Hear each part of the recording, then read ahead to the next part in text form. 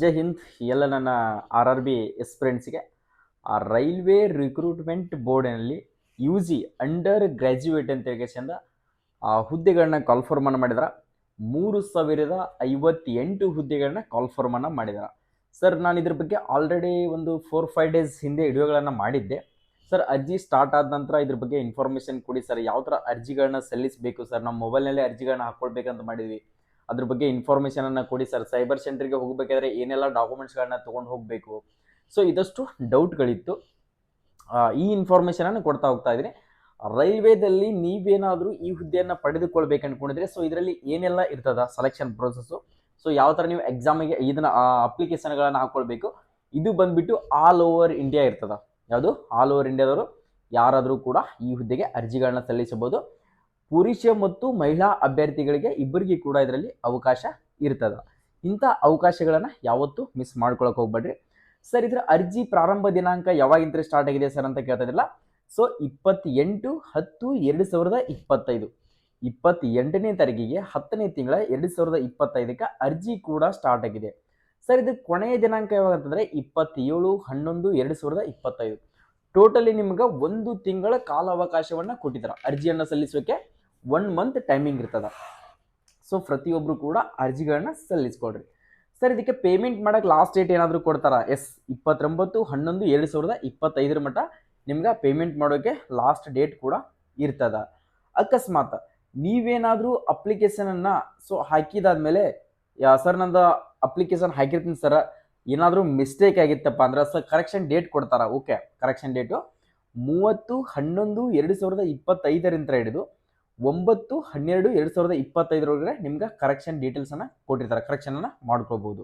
Okay, next ಅದಾದಮೇಲೆ sir ಇದರಲ್ಲಿ ಯಾವ್ಯಾವ ಥರದ ಹುದ್ದೆಗಳನ್ನ ಕಾಲ್ಫಾರ್ಮನ್ನು ಮಾಡಿದಾರೆ, NTPCಯಲ್ಲಿ ಬೇರೆ ಬೇರೆ ಥರದ ಹುದ್ದೆಗಳನ್ನ ಕಾಲ್ಫಾರ್ಮನ್ನು ಮಾಡಿದಾರೆ ನೋಡ್ಕೊಡ್ರಿ. ಕಮರ್ಷಿಯಲ್ ಕಮ್ ಟಿಕೆಟ್ ಕ್ಲರ್ಕ್ ಅಂತ ಕೇಸಂದ ಕಾಲ್ಫಾರ್ಮನ್ನು ಮಾಡಿದಾರೆ. ಸೊ ಇದು ಬಂದ್ಬಿಟ್ಟು 18 ವಯಸ್ಸಿನ ಹಿಡಿದು 30 ಏಜ್ ಇದ್ದವರು ಕೂಡ ಅರ್ಜಿಗಳನ್ನ ಸಲ್ಲಿಸಬಹುದು. ಟೋಟಲಿ ಹುದ್ದೆಗಳ ಸಂಖ್ಯೆ 2424 ಹುದ್ದೆಗಳನ್ನ ಕಾಲ್ಫಾರ್ಮನ್ನು ಮಾಡಿದ್ದಾರೆ ಇದರಲ್ಲಿ. Next accounts clerk come typist ಅಂತ ಕೇಸಂದ. ಸೊ ಇದು ಬಂದ್ಬಿಟ್ಟು ಏಜ್ 18 ಹಿಡಿದು 30 ಏಜ್ ಇದ್ದವರು ಅರ್ಜಿಗಳನ್ನ ಸಲ್ಲಿಸಬಹುದು. ಇಲ್ಲಿ 394 ಹುದ್ದೆಗಳು ಈ ಹುದ್ದೆಗೆ ಕಾಲ್ಫಾರ್ಮನ್ನು ಮಾಡಿದ್ದಾರೆ. Next junior clerk come typist, ಯಾವುದು ಜೂನಿಯರ್ ಕ್ಲರ್ಕ್ ಕಮ್ ಟೈಪಿಸ್ಟ್ ಅಂತ ಕೇಸಂದ. ಇದಕ್ಕೂ ಕೂಡ ವಯೋಮಿತಿ 18 30 ಏಜ್ ಇರ್ತೈತಿ. 163 ಹುದ್ದೆಗಳನ್ನ ಕಾಲ್ಫಾರ್ಮನ್ನು ಮಾಡಿದ್ದಾರೆ. ನೆಕ್ಸ್ಟ್ ಟ್ರೈನ್ಸ್ ಕ್ಲರ್ಕ್ ಅಂತ ಕೇಸಂದ. ಇದಕ್ಕೂ ವಯಸ್ಸು 18 30 77 ಹುದ್ದೆಗಳನ್ನ ಕಾಲ್ಫಾರ್ಮನ್ನು ಮಾಡಿದ್ದಾರೆ. ಓಕೆ, ಇಲ್ಲಿ ನೋಡ್ಕೊಳ್ರಿ, ಏಜ್ನಲ್ಲಿ OBC category other backward class ಏನಾದರೂ ಸೆಂಟ್ರಲ್ ಸರ್ಟಿಫಿಕೇಟ್ ಇತ್ತಪ್ಪ ಅಂದರೆ ನಿಮಗೂ 3 ವರ್ಷ ವಯೋಮಿತಿಯಲ್ಲಿ ಸಡಿಲಿಕೆಯನ್ನು ಕೊಡ್ತಾರೆ. SC ಮತ್ತು ST ಕ್ಯಾಟಗರಿಯವರಿಗೆ ವಿದ್ಯಾರ್ಥಿಗಳಿಗೆ 5 ವರ್ಷ ವಯೋಮಿತಿಯಲ್ಲಿ ಸಡಿಲಿಕೆಯನ್ನು ಕೊಡ್ತಾರೆ. ಸೊ ಇದಕ್ಕೆ ಬಂದ್ಬಿಟ್ಟು ಯಾವುದೇ ಥರನಾದಂಥ ಫಿಸಿಕಲ್ ಕೂಡ ಇರೋದಿಲ್ಲ. ಸರ್ ರನ್ನಿಂಗ್ ಓಡಬೇಕಾ ಸರ್, ಇದಕ್ಕೆ ಹೈಟ್ ಇರುತ್ತಾ, ಇದು ಹೈ ಜಂಪ್ ಇರುತ್ತಾ, ಲಾಂಗ್ ಜಂಪ್ ಇರುತ್ತಾ, ಇದೇನೂ ಕೂಡ ಇರೋದಿಲ್ಲ. ಜಸ್ಟ್ ನೀವು ಎಕ್ಸಾಮ್ ಪಾಸ್ ಆದರೆ ಇದೊಂದು ಜಾಬನ್ನು ಹಿಡಿದುಕೊಳ್ಳಬಹುದು. ಓಕೆ, ಅದು ನಮ್ಮ ಮಾತೃಭಾಷೆ ಕನ್ನಡದಲ್ಲೇ ಎಕ್ಸಾಮ್ ಇರ್ತದ. ಯಾವುದು ನಮ್ಮ ಮಾತೃಭಾಷೆ ಕನ್ನಡದಲ್ಲೇ ಎಕ್ಸಾಮ್ ಇರ್ತದ ಸರ್. ಓಕೆ, ಇದಕ್ಕೆ ಅರ್ಜಿಗಳನ್ನ ಸಲ್ಲಿಸಬೇಕಾದ್ರೆ ಯಾವ ಥರ ಅರ್ಜಿಯನ್ನು ಸಲ್ಲಿಸಬೇಕು ಸರ್? ನಾನು ಮೊಬೈಲಲ್ಲಿ ಅಪ್ಲಿಕೇಶನ್ ಹಾಕ್ಕೊಳ್ಬೇಕಂತ ಅಂದ್ಕೊಂಡಿದ್ದೀನಿ ಸರ್, ನನ್ನ ಹತ್ರ ಲ್ಯಾಪ್ಟಾಪ್ ಇದೆ ಅನ್ನೋರು ಸೊ ಕರೆಕ್ಟಾಗಿ ನಿಮಗೆ ಗೊತ್ತಿದ್ರೆ ಮಾತ್ರ ಹಾಕ್ಕೊಡ್ರಿ, ಇಲ್ಲ ಅಂತಂದರೆ ಸೈಬರ್ ಸೆಂಟರ್ಗೆ ವಿಸಿಟ್ ಕೊಟ್ಟು ಅರ್ಜಿಗಳನ್ನ ಸಲ್ಲಿಸ್ಕೊಡ್ರಿ. ಸರ್, ಇದಕ್ಕೆ ಅರ್ಹತೆ ಏನು ಬೇಕು? ಅರ್ಹತೆ ಬೇಕಾಗಿರ್ತಕ್ಕಂಥದ್ದು 12ನೇ ತರಗತಿ ಮುಗಿದಿರಬೇಕು, 12th ಪಾಸ್ ಆಗಿರಬೇಕು.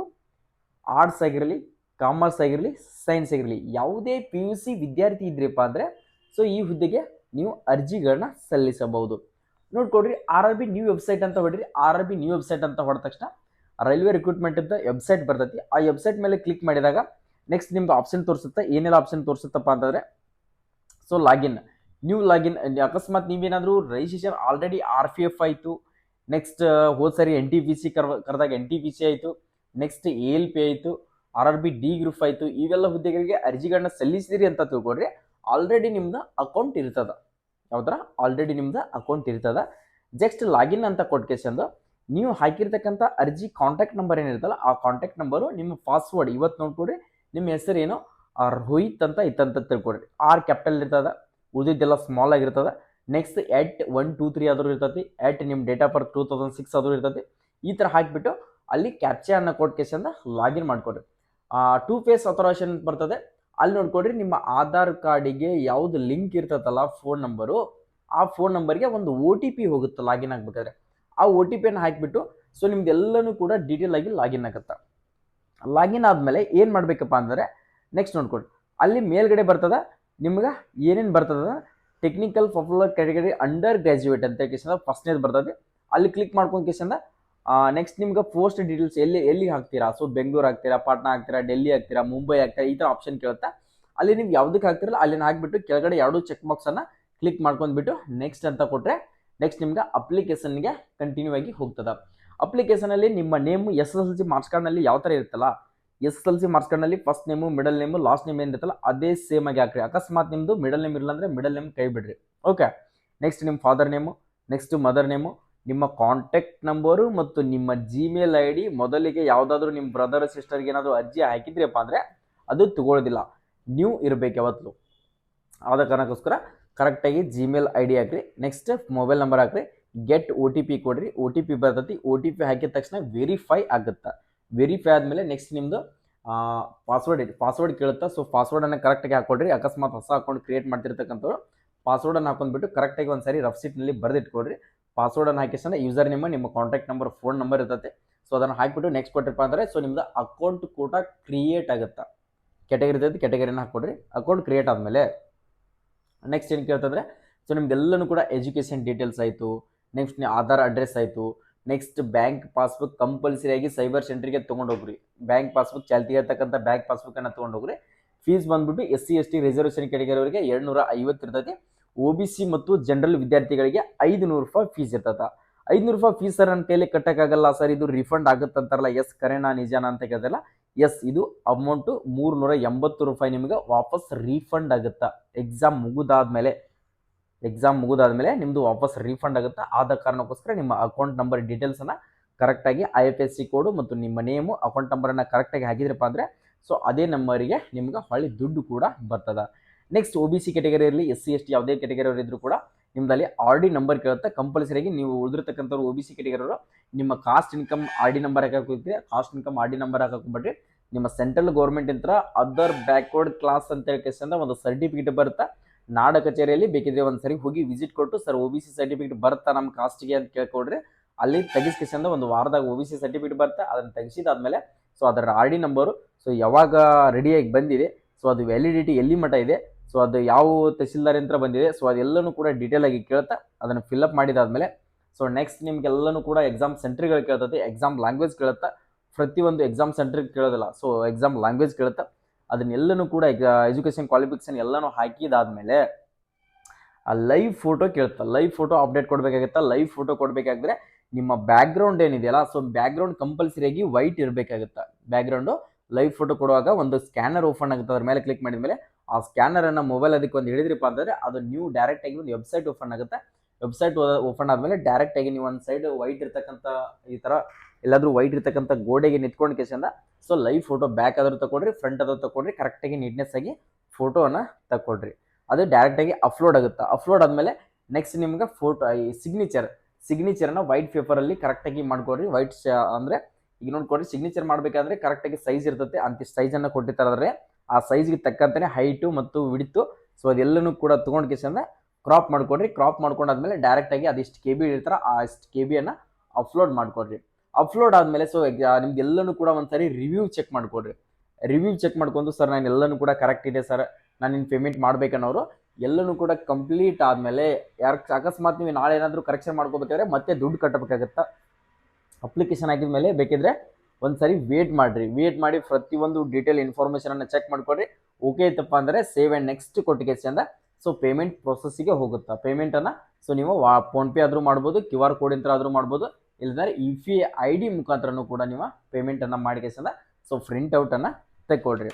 ಓಕೆ, ಯಾರೂ ಕೂಡ ಮಿಸ್ ಮಾಡೋಕೆ ಹೋಗ್ಬೇಡ್ರಿ. ಪ್ರತಿಯೊಂದು ವಿದ್ಯಾರ್ಥಿ ಕೂಡ ಈ ಹುದ್ದೆಗೆ ಅರ್ಜಿಗಳನ್ನ ಸಲ್ಲಿಸ್ಕೊಡ್ರಿ. ರೈಲ್ವೇದಲ್ಲಿ ಇಂಥ ಅವಕಾಶಗಳನ್ನು ಮತ್ತೆ ಬಿಟ್ಟಿದ್ದಾರಪ್ಪ ಅಂದರೆ ಅವಕಾಶಗಳನ್ನು ಯಾವತ್ತೂ ಕೂಡ ಮಿಸ್ ಮಾಡ್ಕೊಳಕ್ಕೆ ಹೋಗ್ಬೇಡ್ರಿ. ಇನ್ನೂ ಕೂಡ ಮೊದಲಿಗೆ ಕರೆದಿರ್ತಕ್ಕಂಥ NTPC ಕಾಲ್ಫಾರ್ಮು. ಸೊ ಇನ್ನೂ ಪ್ರೊಸೆಸಿಂಗ್ ಮುಗಿದಿಲ್ಲ, ಎಕ್ಸಾಮ್ ಕೂಡ ಕಂಪ್ಲೀಟ್ ಆಗಿದಾವೆ, ಇನ್ನೂ ಅದರಿಂದ ಇನ್ನೂ ಪ್ರೊಸೆಸಿಂಗ್ ಮುಗಿದಿಲ್ಲ. ಈ ಥರದ ಹುದ್ದೆಗಳನ್ನ ಕಾಲ್ಫಾರ್ಮ್ ಮಾಡ್ತಾನೆ ಇದ್ದಾರೆ. ನೆಕ್ಸ್ಟ್ ಡಿ ಗ್ರೂಪ್ ಹಾಕಿರ್ತಕ್ಕಂಥವ್ರು ವೇಟ್ ಮಾಡಿರಿ, ನಿಮ್ಮದು ಕೂಡ ಎಕ್ಸಾಮ್ ಡೇಟ್ ಬರುವಂತಿದೆ. ನೆಕ್ಸ್ಟ್ ಡೆಲ್ಲಿ ಪೊಲೀಸ್ ಯಾರೆಲ್ಲ ಅರ್ಜಿಗಳನ್ನ ಹಾಕಿಲ್ಲ ನೋಡ್ಕೊಡ್ರಿ.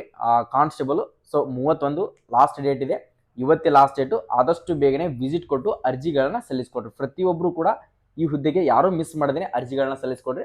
NTPC ಯಾರೆಲ್ಲ ಹಾಕ್ತಾ ಇದ್ದಿಲ್ಲ, ಎಸ್ ಸರ್ ನಾನು NTPC ಹಾಕ್ತಾ ಇದ್ದೀನಿ, ಎಸ್ NTPC ಅಂತ ಹೇಳಿದ NTPC ಜಸ್ಟ್ NTPC ಅಂತ ಮಾತ್ರ ಕಮೆಂಟ್ ಹಾಕಿರಿ. ಪ್ರತಿಯೊಬ್ಬರು ಕೂಡ NTPC ಕಮೆಂಟ್ ಹಾಕ್ರಿ. ಸರ್ ನಾನು ಇನ್ನಷ್ಟು ನಿಮ್ಗೆ ಇದ್ರ ಬಗ್ಗೆ ಇನ್ಫಾರ್ಮೇಷನ್ ಅನ್ನು ಕೊಡ್ತಾ ಹೋಗ್ತೀನಿ. ನೆಕ್ಸ್ಟ್ ಗ್ರಾಜುಯೇಟು ಕೂಡ ನಿಮಗೆ ಡಿಗ್ರಿ ಮೇಲೆ ಕಾಲ್ಫಾರ್ಮ್ ಮಾಡ್ತಾರೆ, ಆ ಇನ್ಫಾರ್ಮೇಷನ್ ಕೂಡ ಕೊಡ್ತಾ ಹೋಗ್ತೀನಿ. ಓಕೆ, ಎಲ್ಲರಿಗೂ ಕೂಡ ಆಲ್ ದಿ ಬೆಸ್ಟ್, ಒಳ್ಳೇದಾಗಲಿ.